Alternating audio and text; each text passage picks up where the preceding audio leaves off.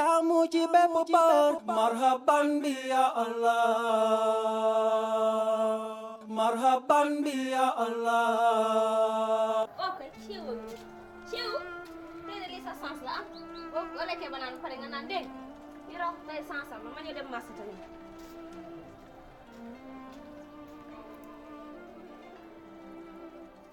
yow mi wàcce weeru koor dinañ la jaamu ci bépp boor marhaban bi ya Allah marhaban bi.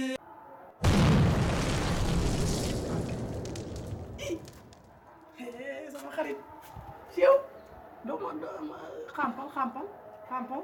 nànk waaw kay mais ma di dégg xam nga nu ñuy def ok dégg muut lu subaa su ma wàccee mandarine di nga ko am neel waaw pour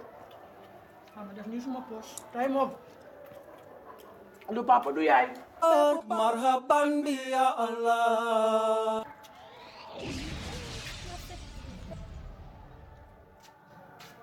Siw yaa ngi toog fi ba tey xanaa demoo daara indi pot bi ma yóbbaale ko si biir lekk nga banaana ba suur raxu ma yow de xanaa banaana bee neex moo tax mi tax a raxu nee na moom ak raxu sama yegg ci biir man marhaban bi ya Allah. waaye soxna Koura ana man laa bi yow xanaa koo gi dana jàpp toog maa xalaat topp WhatsApp bi rek baax na ngërëmu jëkkër moom ziar suñ groupe bi nag dafa neex nag ah groupe yéen xamoo leen li ñu wax ci woor ne ci WhatsApp bi ah te boo wooree da ngaa war a maandu sa gémmiñ ngi tëju ah yow Koura daal yow ah ndax xamal laa bëgg boo paree raxu mi nga xam ni waaye raxu mi bu ma ko yónnee dina dem est-ce que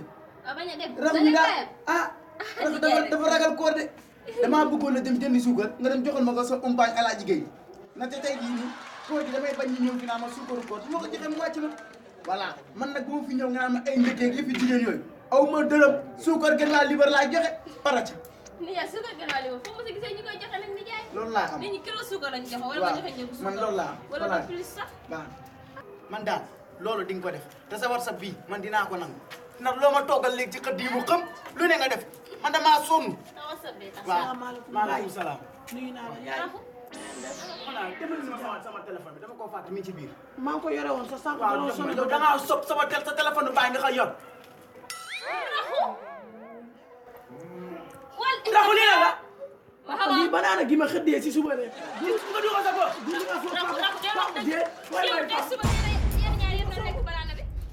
xoolal sama diggante raxu boo ci duggee ma rey